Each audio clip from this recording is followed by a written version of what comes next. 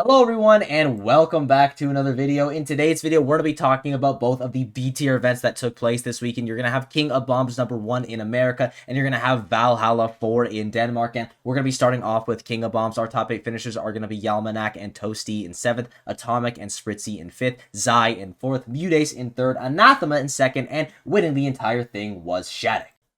And we're going to be staying mainly in the top 8 for both of these tournaments, but I still do want to mention players that are supposed to be top 8 that didn't quite get in there, so we can talk about some of those upsets. Our first one is going to be Onan. He didn't get into the top 8 because he just didn't show up, so not a lot of story there. You're going to have Beastly as our next one. He ends up losing to Dark Angel in the winner's side and Spritzy in the loser's side. So double eliminated by Toon Link. This character just gets better and better results, and it really feels like we're going to see a world where Toon Link is the best of the 3 links. And personally, that's not a world I want to live in, but it seems to be the way that it's going. Geist is going to be another one of our top 8 seeds that didn't quite get in there. He's going to end up losing to Burr in the winner's side and Grayson in the loser's side. I honestly thought Geist was going to be able to beat Anathema at this event, but clearly Rob is a bit of a weak spot for him, something to work on. And Rob is still definitely a tricky character to beat, even when you do have a really good matchup like Bayonetta does, because his tools are so strong. So I'm interested to see how Geist is going to be able to overcome that one. And our final top 8 seed that didn't quite get in is going to be Shu. She ends up losing to Shadow PR in the winner's side and Toasty in the loser's side. But I should mention that every single top 8 seed at least got into the top 16, aside from Onan, because, he didn't show up. You're going to have Shu with the super solid loser run, beating players like Skits, Dark Angel, and Zerxel. You're going to have Beastly picking up a win on Shadow PR, and then you're going to have Geist beating players like Skinny the Pooh and Taskbot. So none of these players had bad runs, just didn't quite get their seeds. And really quickly, before we do get into the top 8, I want to mention a loser's run from Jordan. He was able to win 6 sets in a row after losing his second match to Nationwide, beating players like Deluxe Menu, Puffles, Cosma, Goddard Damarung, I'm sorry if I'm saying that wrong, Burr, and Poogie before losing to Yalmanac. So super solid run from him. So let's get into this top 8. Our 7th place finishers are going to be Toasty and Yalmanac, starting off with Toasty. And it might just be Toast, but the T is capitalized at the end, so I assume he's being clever. If I'm wrong, my bad. But he was able to pick up wins on Grayson, Burr, and Shu, only losing to Zai and Spritzy. And this is a very talented player with a very bright future ahead of him. I believe this is his best run to date, so massive props to him for that, because he absolutely popped off. I really hope to see more of him at some of these bigger events. Hopefully he'll be able to travel and get that experience that he needs. I think we're going to see a lot of prodigies popping off in 2024, and maybe Toasty's going to be leading that charge. Yalmanac's going to be the other 7th place finisher, picking up wins on Deathspade, Dark Angel, and Jordan, only losing to Anathema and Atomic. So ended up getting double robbed in this event, but these things, they just kind of happen sometimes. There's nothing we could really do about it, and I'm very interested to see if Peach is going to become a more prevalent character in some of these top 8s, and honestly, I'm leaning towards yes. Whether it be from players like Yalmanac and Mutace or just a bunch of other Peach players, her damage output has just gotten so high, and she's touch of deathing you off of a lot of turnip combos, and she's such a neutral monster if you know how to play her well. So Peach is a character that I could see rising to a little bit of prevalence this year. Our 5th place finishers are going to be Atomic and Spritzy. Atomic's going to be able to pick up wins on Shadow PR, Grayson, and Yalmanac, only losing to Mutace and Zai in a very close Game 5 set. And Atomic's always been one of the bright spots in Texas, which is a very bright region, and we just really don't get to see this guy travel. So if he gets more opportunities, I could definitely see this player leveling up an exponential. Now I have a lot of faith in him. I'm just excited to see what he does. And speaking of players that I'm excited to see what they do, Spritzy, after making a massive upset over DeBuzz at Let's Make Big Moves, or Luminosity makes big moves, they go on an incredible run here, beating Deathspade, Beastly, Nico, and Toasty all in a row after losing to Mutace. And once in the top 8, they ended up losing to Anathema after beating Toasty, of course. And as I mentioned earlier on, Toon Link players have just been getting better and better. It feels like they're getting the best results out of any of the Link players, between Spritzy popping off, level 1, and Sigma being amazing, and a couple other ones having some notable results. This is a very interesting shift in the meta that I honestly never saw coming, and I'm kind of looking forward to see where it goes.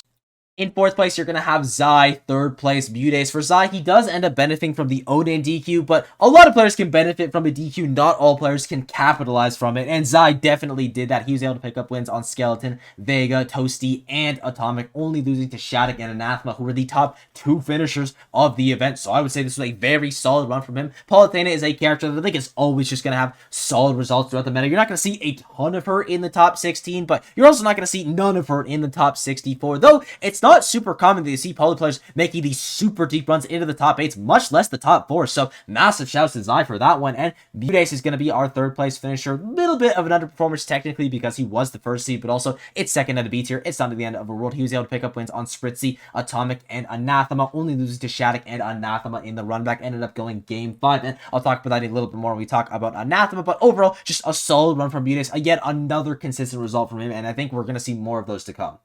And our grand finalists are Anathema in second and Shattuck in first. Anathema, I gotta fill up my apology card because I predicted this guy to underperform, and he definitely did not. He was able to pick up wins on Zerxel and Yamanak in the winner's side before losing to Budace. Then he beat Spritzy, Zai, and Budace in the run back before losing to Shattuck in a very competitive Game 5 set, and that Budace win is so important. Prior to this, they had a 10-12 record in Budace's favor, which doesn't sound too bad, but Budace has won their last 6 sets, including the winner's side set, which was a 3-0, and Anathema was able to get that run back Game 5 super competitive, and that's got to be such a massive weight off his shoulders. And as always, Anathema is the best Rob in the entire world on hit, and it's still not close, which is a little bit surprising to me. Like, Zomba's also very good. We'll talk about him in a little bit, but his combos pale in comparison to Anathema's, especially the gyro stuff. It is just incredible what this guy's able to do, and I do think players like Zomba and some other Rob mains will catch up to him this year, but as it stands right now, it seems like he is just leagues ahead in that aspect of the character, and it's a very important aspect of the character. And our big winner is going to be Shattuck. No sets dropped. He was able to get wins on Dark, Spickles, Nico, Zai, Mutus, and Anathema. Only lost 4 games the whole tournament, 2 to Anathema, 1 to Budace, and 1 to Spin in the pools phase, which was apparently his hardest set. So shouts to Spin, the only person that was close to beating Shattuck. And I just have so much faith in this player, and he keeps proving me right, which I really do appreciate. He was ranked like something like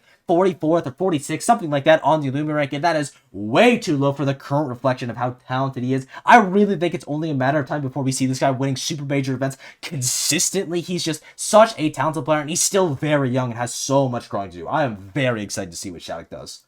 And now we're going to be moving on to Valhalla 4, and our top 8 finishers are going to be Pitwolf and I Refuse in 7th, the Schmixtape and Tarek in 5th, Mezcal in 4th, Lancelot in 3rd, Lugi in 2nd, and winning the entire thing was, of course, Zomba. And we had 2 top 8 seeds that didn't quite get into the top 8. You're going to have Sintra, who ended up losing to Anvil and Nibodax, and Hope, who ended up losing to Zomba and Pitwolf. You're going to have Sintra in 17th and Hope in 9th. So again, not bad runs from other players, but just an underperformance.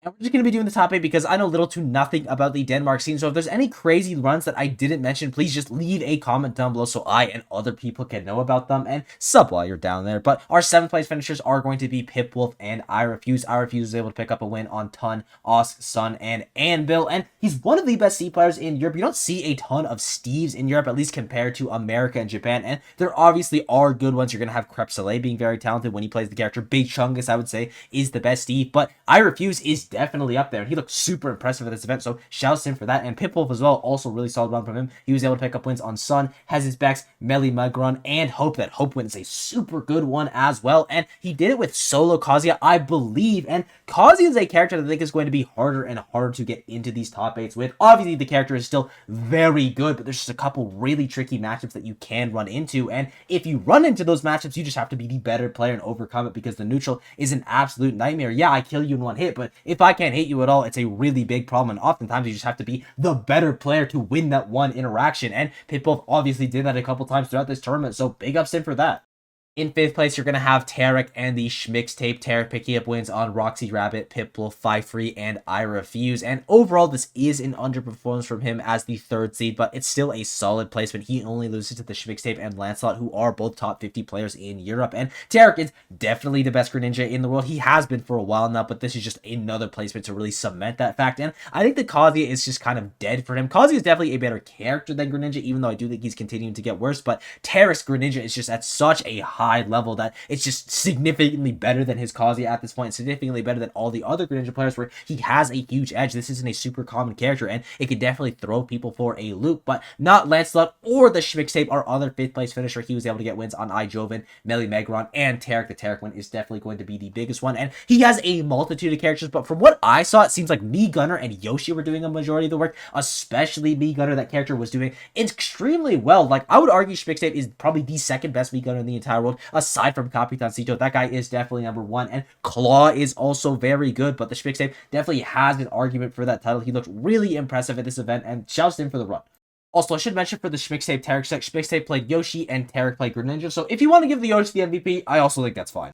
In fourth place, you're going to have Mezcal. Third place, Lancelot Mezcal picking up wins on Zhao Lot, I Refuse, Nibidox, Pitwolf, and the Schmixtape with Solo Ridley. What an impressive run from this player. Anytime someone pops off with these super heavy characters, I really just don't understand it because it's not like these characters are bad. Incineroar's not bad, Ridley's not bad, Bowser's not bad, but these guys shouldn't be getting this deep into the tournament. Some of these matchups are definitely not winnable, and Mezcal is just winning them anyways. I would definitely call him the best Ridley player in the entire world, and there are some other Ridley players that are really good. Smub is super talented, almost be light at Luminosity, make big moves, but Mezcal just has the results to back it up. This guy is extremely talented, also somewhat consistent with Ridley, which really does not make sense to me, and Lancelot's going to be in third place, picking up wins on Doorman, Zetrox, Mezcal, Tarek, and Mezcal again in the run back, and he used a combination of Roy and Chrom at this event. From what I saw, it was pretty much just Roy, and then when he was playing Mezcal, he ended up going Chrom. I don't know why specifically in that matchup, maybe really just has a hard time edge guarding Chrom, but you know me, I love seeing some high-level Chrom play, and Lancelot has some of the best Chrom in the entire world to offer, so it was a joy to watch him.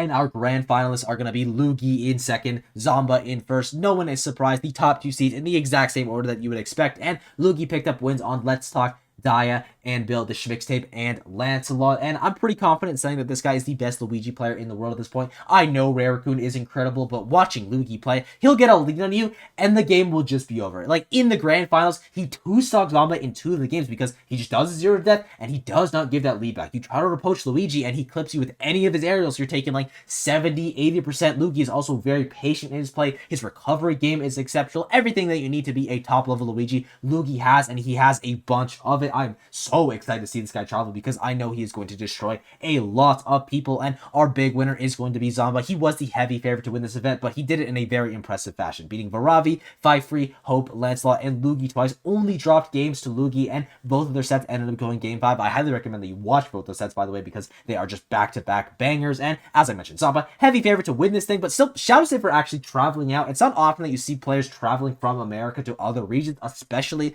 to Europe, and this wasn't the biggest event of all time. You didn't have a ton of top-level European players here relative to some of the other European majors, but Zomba still made the trek across the world, and he still farmed another win for America. We're taking anything we can get at this point, and with that, I thank you all for watching. I hope you enjoyed the support. It's been absolutely unreal. As like, if there's anything I left out from both the tournaments, anything I got wrong, or if you just want to say hi, leave a comment down below, and I'll see you all in the next one.